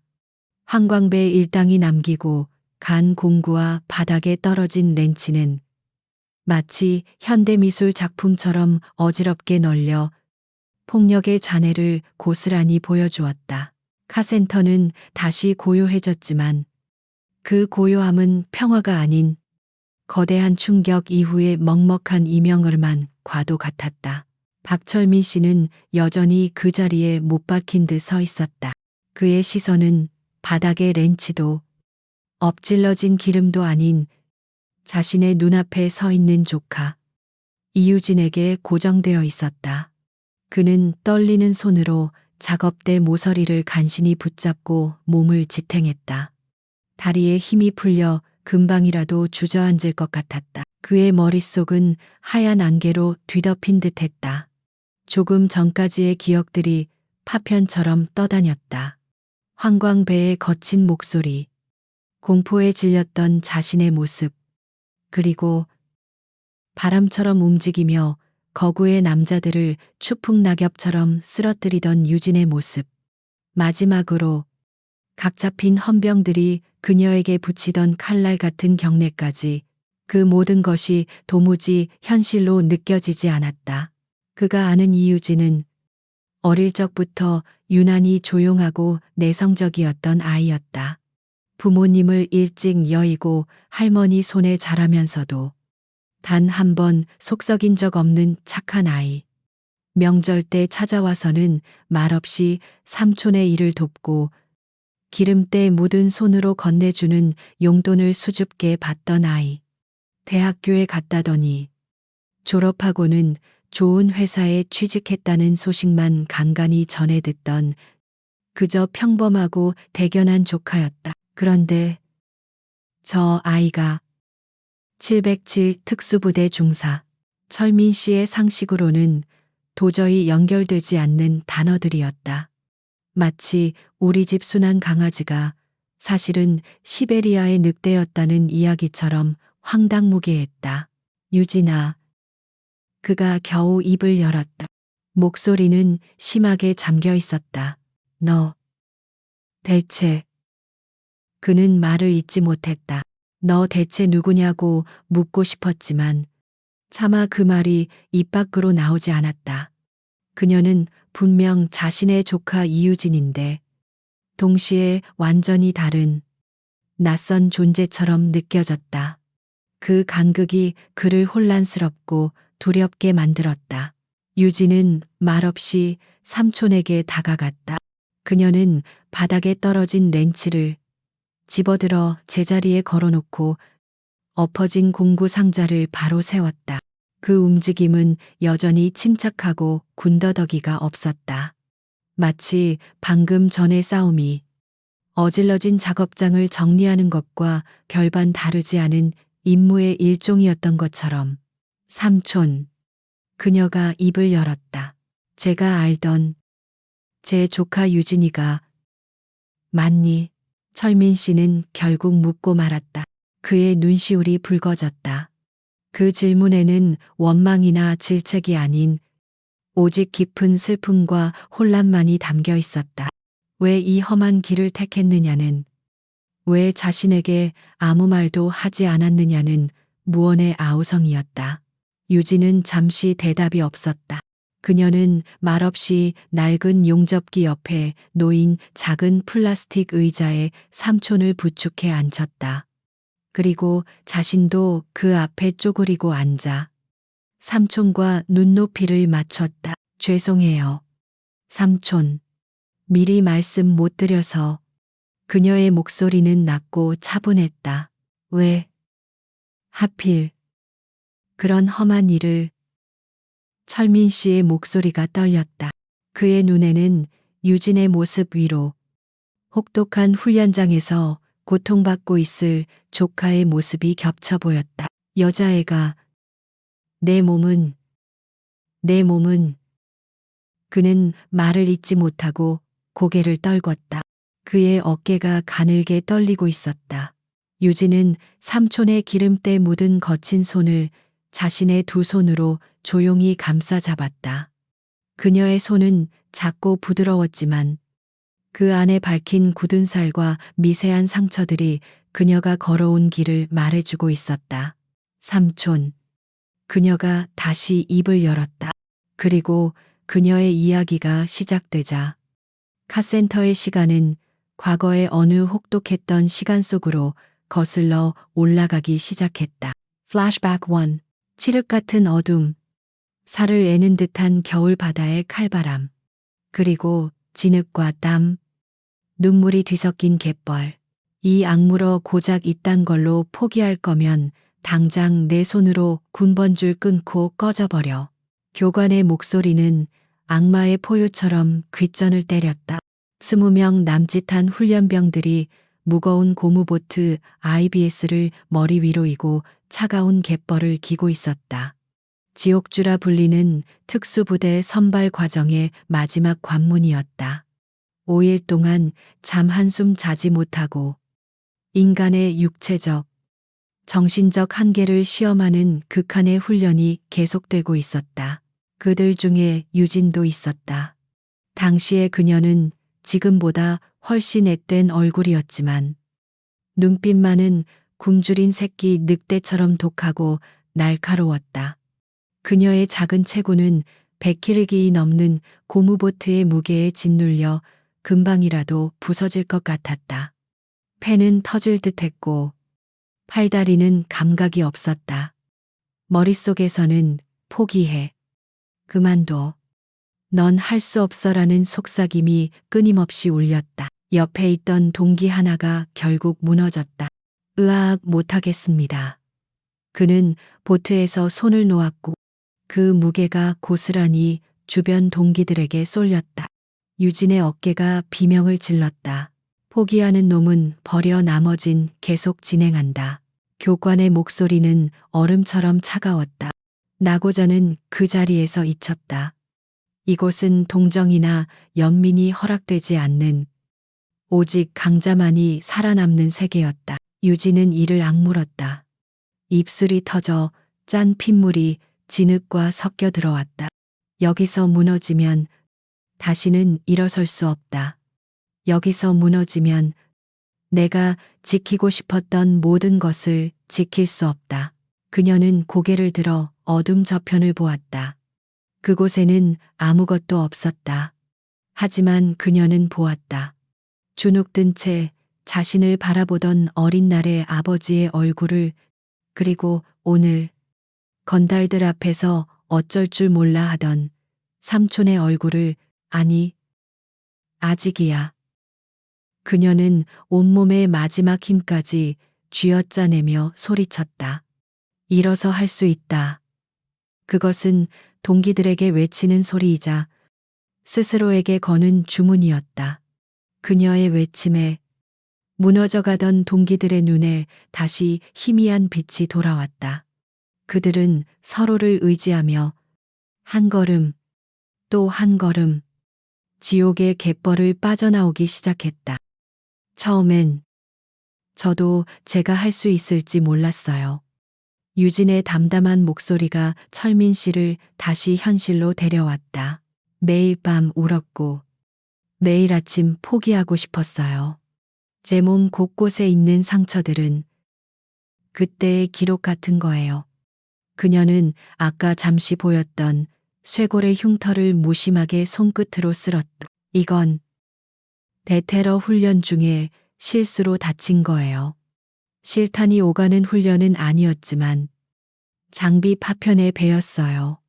동기가 아니었으면 더 크게 다쳤을 거예요. 저희는 그렇게 서로를 지켜주면서 버텨요. 혼자서는 절대 할 수 없는 일이에요. 그녀의 말 속에서 철민 씨는 조카가 겪었을 고통과 위험의 편린들을 어렴풋이 엿볼 수 있었다. 대테러 훈련, 실탄, 장비 파편, 그가 평생 영화에서나 보던 단어들이었다. 자신의 연약한 조카가 그 모든 것을 현실로 겪어왔다는 사실에 가슴이 미어지는 것 같았다. 대체 왜 그런 길을? 삼촌은 내가 그냥 평범하게 남들처럼 예쁜 옷 입고 좋은 남자 만나서 그렇게 행복하게 살길 바랐는데 그의 목소리는 원망이 섞인 애원이었다. 유진은 삼촌의 떨리는 손을 더욱 굳게 잡았다. 그리고 그녀는 아주 오래전 자신의 마음속 깊은 곳에 묻어두었던 이야기를 꺼냈다. 삼촌, 혹시 기억나세요? 제가 초등학생 때 아빠가 하시던 작은 공장이 힘들어졌던 거요. 철민 씨는 희미한 기억을 더듬었다. 유진의 아버지, 즉 그의 형은 착하고 성실했지만 세상 물정에 어두운 사람이었다. 그때 아빠한테 물건을 대주던 큰 회사 사람이 있었어요. 매일같이 찾아와서 아빠를 괴롭혔죠. 대금을 일부러 늦게 주거나 트집을 잡아서 물건 값을 깎았어요. 아빠는 그 사람 앞에서 아무 말도 못하고 늘 고개만 숙이고 계셨어요. 저는 어린 마음에 그게 너무 분하고 속상했어요. 유진의 눈빛이 아득한 과거를 향했다. Flashback to 어린 유진은 공장 사무실 한쪽 구석, 자신의 키만 한 책상 뒤에 숨어 아버지를 보고 있었다. 덩치 큰 양복쟁이 남자가 서류를 아빠의 얼굴에 집어던지며 소리치고 있었다. 이따위로 일하면서 돈은 다 받아 처먹고 싶어. 당신 같은 사람 때문에 나라 경제가 안 돌아가는 거야. 아버지는 아무 말도 하지 못했다. 그저 떨리는 손으로 바닥에 흩어진 서류를 주울 뿐이었다. 잘못한 것이 없는데도 그는 죄인처럼 고개를 숙이고 있었다. 힘이 없다는 이유만으로. 그날 밤 유진은 혼자 술을 마시던 아버지의 등을 보았다. 한없이 작고 외로워 보이던 그 등. 아버지는 어린 딸에게 미안하다고 말했다. 뭐가 미안한지도 모르는 딸에게. 그는 그저 미안하다고 되뇌었다. 그때 유진은 결심했다. 나는 절대로 저렇게 힘없어서 소중한 사람을 지키지 못하는 어른은 되지 않겠다고. 나는 내 힘으로 내 가족을, 그리고 아버지처럼 선량하지만 약한 사람들을 지킬 수 있는 사람이 되겠다고. 불의 앞에서 고개 숙이지 않고 당당히 맞설 수 있는 힘을 갖겠다고. 오늘 삼촌을 보는데 유진의 목소리가 철민 씨의 귓가에 낮게 울렸다. 그 사람들 앞에서 어쩔 줄 몰라 하시는 삼촌의 모습에서 저는 그날의 아빠를 봤어요. 아무 잘못도 없이 그저 선량하고 정직하게 살아왔다는 이유만으로 저런 쓰레기 같은 인간들한테 고개를 숙여야 하는 그 모습이요. 그녀는 고개를 들어 삼촌의 눈을 똑바로 바라보았다. 그녀의 눈에는 눈물이 고여 있었지만 그 눈빛은 그 어느 때보다도 강하고 단단했다. 제가 이 길을 선택한 이유는 단 하나예요. 삼촌, 다시는 제 소중한 사람들이, 그리고 이 세상의 선량한 아버지와 삼촌들이 저런 놈들 앞에서 무력하게 고개 숙이는 모습을 보고 싶지 않아서요. 제가 가진 힘이 그분들을 지키는 방패가 될 수 있다면 저는 그걸로 충분해요. 그것이 그녀의 대답이었다. 철민 씨는 더 이상 아무 말도 할 수 없었다. 그는 그저 눈물만 뚝뚝 흘렸다. 그것은 슬픔의 눈물이 아니었다. 미안함과 안쓰러움과 그리고 가슴 벅찬 자랑스러움이 뒤섞인 눈물이었다. 그는 자신의 조카가 그저 평범한 아이가 아니었음을 이제야 깨달았다. 그녀는 누구보다 강인한 영혼을 가진, 누구보다 깊은 마음을 가진 사람이었다. 그는 떨리는 손을 들어 조카의 머리를 거칠게 쓰다듬었다. 어릴 적 그랬던 것처럼 고생했다. 우리 유진이 정말 고생 많았다. 카센터의 늦은 오후 햇살 속에서 두 사람은 오랫동안 아무 말 없이 서로의 온기를 나누었다. 폭풍이 지나간 자리에 비로소 진짜 평화와 이해가 찾아오고 있었다. 이틀 후 이유진과 박철민 씨가 있는 작은 카센터의 평화로운 일상과는 전혀 다른 세상. 회색 벽, 차가운 쇠 책상, 그리고 공기마저 얼어붙게 만드는 팽팽한 긴장감.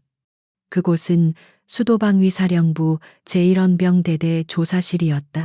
황광배는 민간인 경찰서의 취조실보다 10배는 더 위압적인 분위기 속에서 잠 한숨 제대로 자지 못한 퀭한 눈으로 맞은편의 남자를 보고 있었다.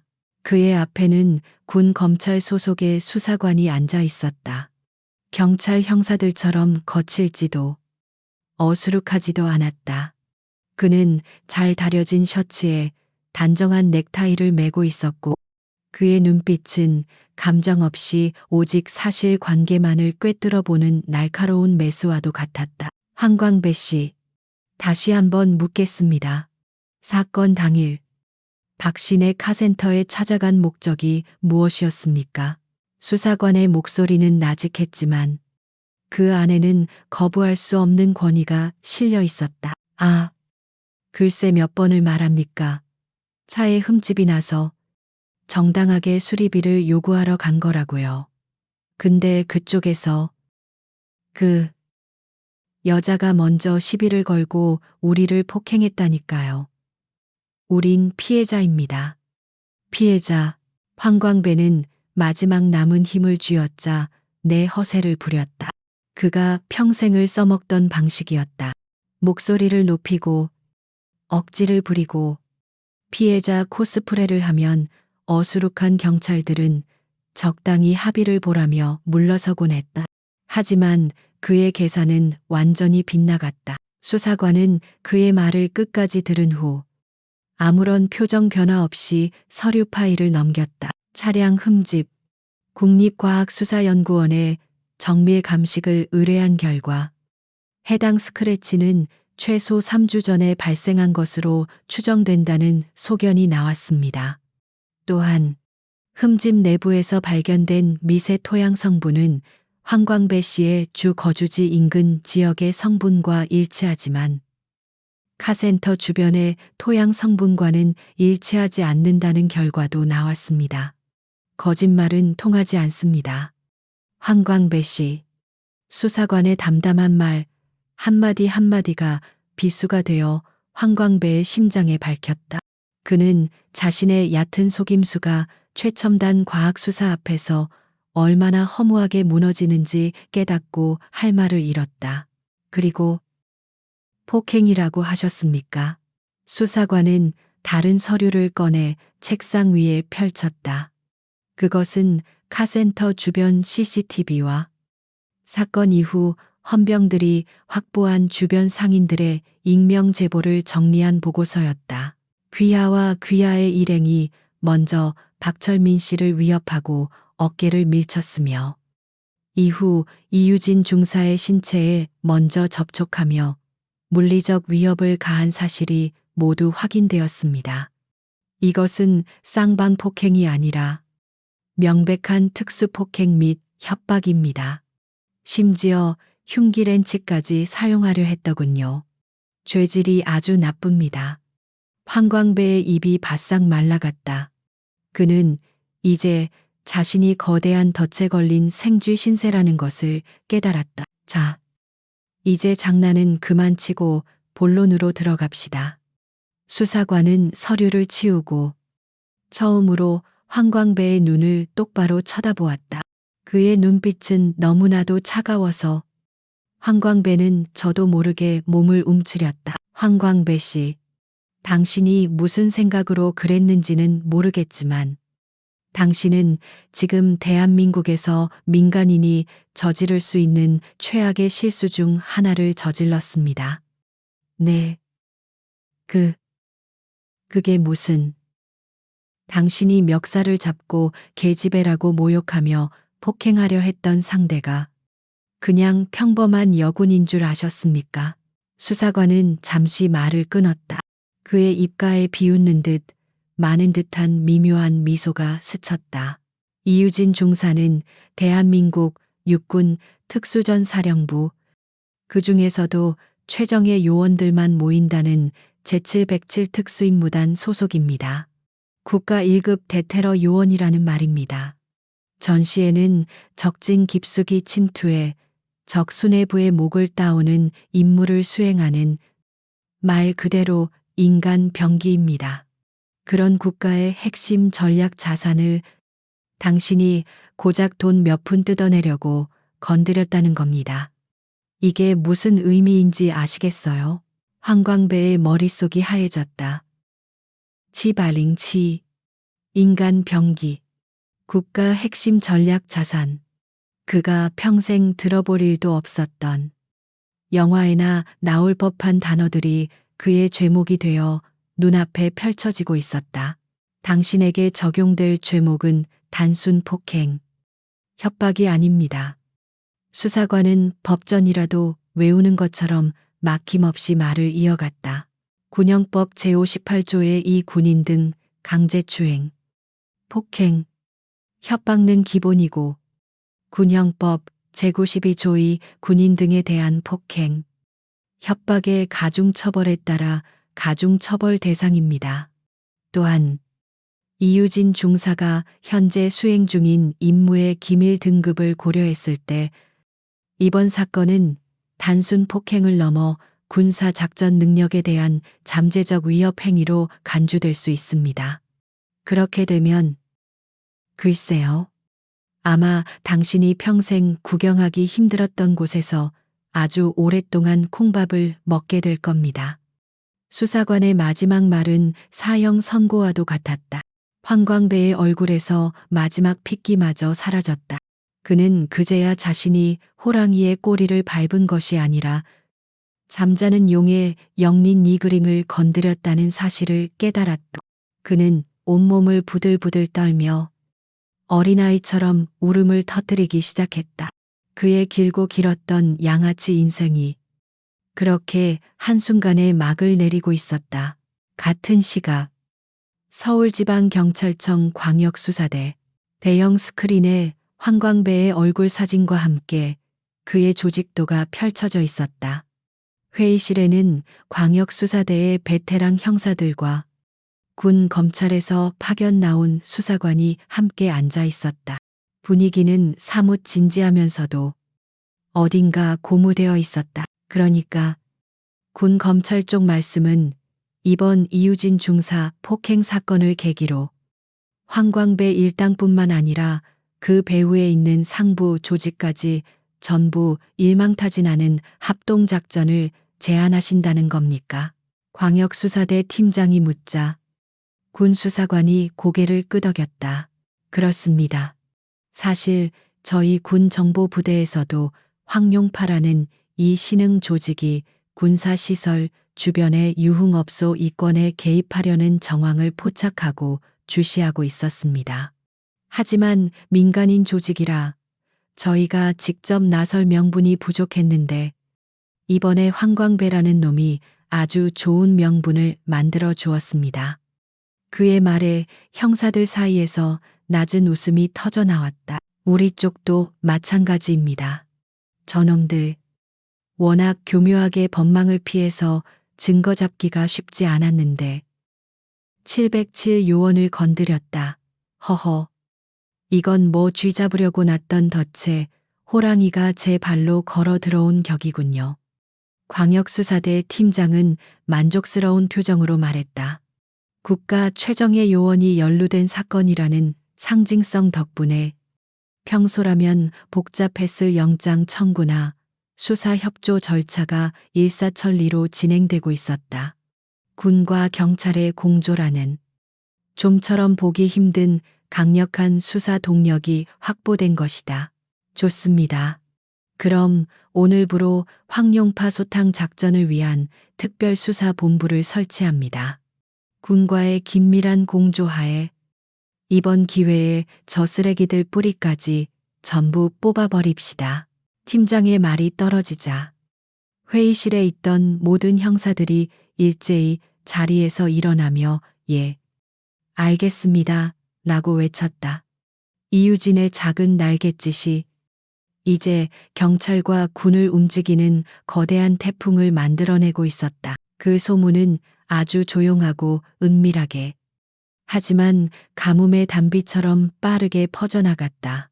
황광배 일당에게 매달 상납금을 바치며 고통받던 동네 시장의 상인들. 처음에는 그저 황광배가 며칠 안 보인다는 수군거림으로 시작되었다. 그러다 누군가 경찰서가 아니라 웬 시커먼 군인들이 와서 잡아갔다더라는 목격담을 전했다. 소문은 꼬리에 꼬리를 물고 부풀려졌다. 박신의 카센터에서 시비가 붙었다던데 글쎄 그 집 조카가 보통 내기가 아니라는 거야. 여자 혼자서 새 놈을 다 때려 눕혔대. 에이, 설마 그 집 조카. 내가 봤는데 하늘하늘하니 착하게만 생겼던데 아니라니까. 내 친구의 사돈이 그 근처에 사는데 글쎄 그 여자가 북파공작원 출신이라는 거야. 나라의 비밀 요원인데. 건달들이 그걸 모르고 건드렸다가 아주 작살이 났다는 거지. 어쩐지 그날 이후로 그놈들 그림자도 안 보이더라니. 진실이 무엇인지는 중요하지 않았다. 중요한 것은 자신들을 억압하던 공포의 존재가 사라졌다는 사실이었다. 10년 묵은 체증이 내려가는 듯한 해방감. 상인들은 가게 문을 닫고 삼삼오오 모여 마치 독립투사의 무용담처럼 박신의 카센터의 비밀 요원 이야기를 나누며 웃음꽃을 피웠다. 한 분식집 아주머니는 매달 상납금을 넣어두던 낡은 노란 봉투를 꺼내 후련한 표정으로 갈기갈기 찢어 쓰레기통에 버렸다. 그녀의 눈가에는 이슬이 맺혀 있었다. 이유진의 행동은 단지 불량배 몇 명을 응징한 것이 아니었다. 그녀는 보이지 않는 폭력에 신음하던 한 동네 전체에 정의는 살아있다는 희망과 용기를 선물한 것이었다. 정비소의 여군 전설은 그렇게 그 동네 사람들의 마음속에 오래도록 기억될 작은 신화가 되어가고 있었다. 그리고 그 전설의 중심, 박신의 카센터. 며칠 전의 소동이 거짓말이었던 것처럼 카센터는 다시 평화로운 일상을 되찾았다.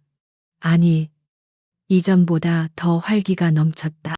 소문을 듣고 일부러 찾아오는 손님들 덕분에 박철민 씨는 하루 종일 쉴 틈이 없었다. 그는 묵묵히 차를 고치는 조카의 뒷모습을 바라보았다. 기름때 묻은 작업복을 입고 머리를 질끈 묶은 채 공구를 다루는 모습.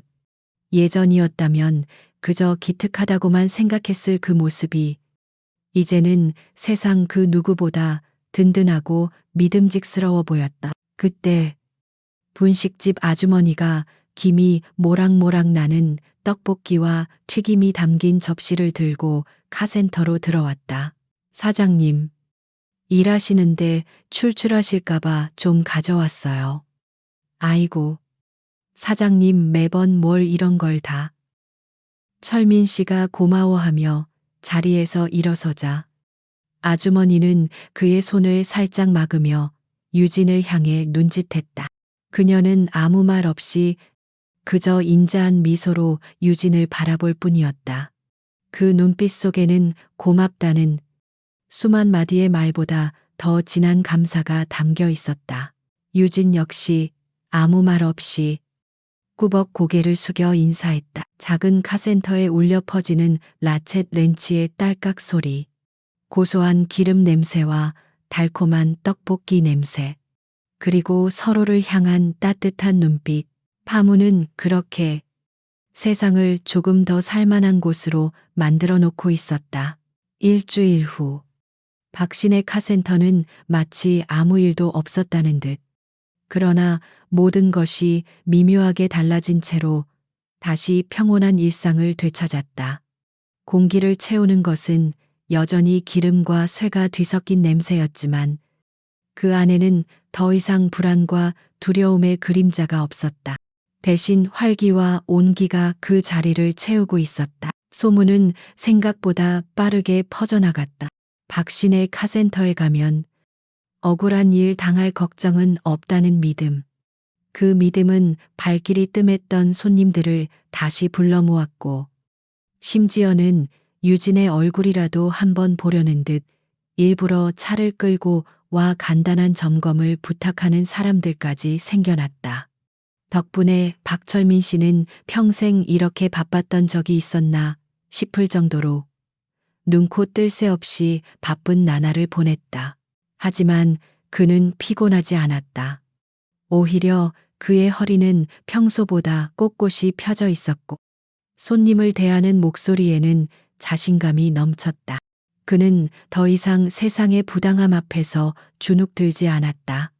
자신의 등 뒤에 세상 그 누구보다 든든한 조카가 버티고 있다는 사실 하나만으로도 그는 세상 모든 것을 얻은 듯했다.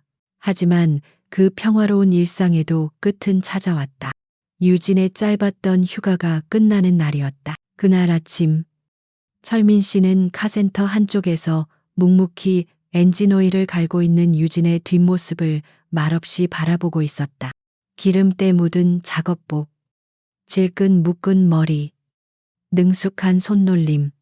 이제는 익숙해진 그 모습이 오늘따라 애틋하게 느껴졌다.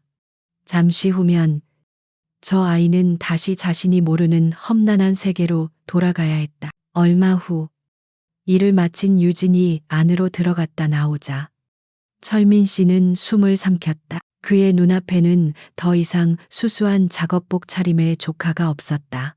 각 잡힌 전투복, 먼지 하나 없이 빛나는 검은 군화, 머리를 단정하게 감싼 검은 베레모, 어깨에는 그녀의 계급을 알리는 중사 계급장이, 그리고 가슴 한쪽에는 대한민국 최정예 부대임을 증명하는 707특임단의 흑표범 마크가 선명하게 박혀 있었다.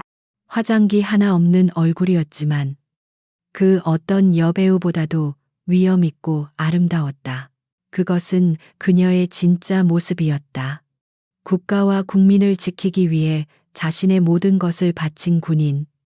이유진, 철민 씨는 처음으로 조카의 진짜 모습을 마주하고 있었다. 자랑스러움, 안쓰러움, 그리고 무한한 신뢰가 뒤섞인 복잡한 감정이 그의 가슴을 뜨겁게 채웠다. 그는 더 이상 유진을 연약하고 보살펴야 할 조카로 보지 않았다. 오히려 자신이 그녀에게 보호받고 있었음을, 그리고 이 나라 전체가 그녀와 같은 젊은이들에게 빚을 지고 있음을 깨달았다. 곧이어 유진을 태우러 온 듯한 군용 지프가 카센터 앞에 멈춰섰다. 운전석에서 내린 군인 역시 유진을 보자마자 깍듯하게 경례를 붙였다. 이제 정말 떠나야 할 시간이었다. 유진은 자신의 작은 가방을 챙겨 들고 삼촌 앞에 섰다. 삼촌, 저 갈게요. 그동안 신세 많이 졌어요. 철민 씨는 쉽사리 입을 떼지 못했다. 수많은 말이 목구멍까지 차올랐지만 어떤 말을 먼저 해야 할지 알 수 없었다. 결국 그의 입에서 나온 것은 이 세상 모든 부모와 삼촌의 마음이 담긴 투박한 한마디였다. 몸 조심하고 다치지 말고. 그의 눈시울이 붉어졌다. 유진은 그런 삼촌을 보며 희미하게 미소 지었다. 그녀의 미소는 마치 걱정 마세요라고 말하는 듯 따뜻하고 단단했다. 네, 삼촌, 걱정 마세요. 저는 제가 하는 일을 사랑하고 또 누구보다 잘 해낼 자신 있으니까요. 삼촌도 이제 나쁜 사람들 앞에서 움츠러들지 마세요. 삼촌 뒤에는 제가 있잖아요. 그녀는 손을 뻗어 삼촌의 작업복에 묻은 기름때를 툭툭 털어주었다. 그 작은 손길에 철민 씨는 결국 참았던 눈물을 떨구고 말았다. 그는 주머니에서 꼬깃꼬깃 접어두었던 무언가를 꺼내 유진의 손에 쥐어주었다. 따뜻한 온기가 남아있는 캔커피 하나였다. 그가 평생 누군가에게 마음을 표현하던 유일한 방식이었다. 가서 동료들이랑 나눠 마셔라. 고맙습니다. 삼촌. 유진은 캔커피를 가방에 소중히 넣었다. 그리고 마지막으로 삼촌을 향해 군인으로서가 아닌 조카로서 환하게 한번 웃어 보였다. 그 후 그녀는 망설임 없이 돌아서서 지프에 올라탔다. 차는 부드럽게 출발했다. 철민 씨는 차가 골목길을 돌아 보이지 않게 될 때까지 그 자리에 우두커니 서서 손을 흔들었다. 차가 사라진 자리에는 다시 평범한 오후의 햇살만이 내리쬐고 있었다. 그는 자신의 카센터를 돌아보았다. 황광배 일당이 깽판을 쳤던 흔적은 이제 어디에도 없었다. 그 자리에는 성실한 노동의 흔적과 따뜻한 이웃의 정, 그리고 조카가 남기고 간 깊은 자부심만이 가득했다. 그는 하늘을 한번 올려다보고는 나직이 읊조렸다. 삼촌은 네가 자랑스럽다. 유진아. 그의 목소리는 바람에 실려 이제 막 새로운 임무를 향해 달려가고 있을 조카에게로 향하고 있었다. 카센터의 낡은 라디오에서는 마치 모든 것을 축복하듯 희망찬 노래가 다시 흘러나오기 시작했다. 나레이션으로 전환. 오늘 저희가 준비한 이야기는 여기까지입니다. 여러분은 어떠셨나요? 우리는 종종 겉모습만으로 상대를 쉽게 판단하고 그 안에 숨겨진 진정한 가치를 놓치곤 합니다. 조용한 정비소의 작은 여군. 이유진 중사의 이야기는 우리에게 질문을 던집니다. 진정한 강함이란 과연 무엇일까요?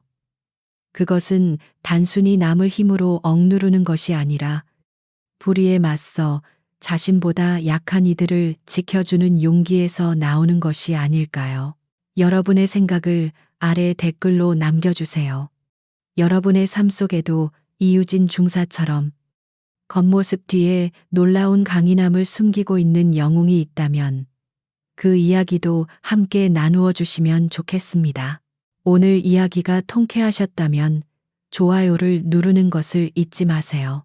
그리고 앞으로도 저희와 함께 더 많은 사이다 같은 이야기를 만나고 싶으시다면 구독 버튼을 꼭 눌러주시기 바랍니다. 시청해 주셔서 감사합니다. 다음 이야기에서 다시 뵙겠습니다.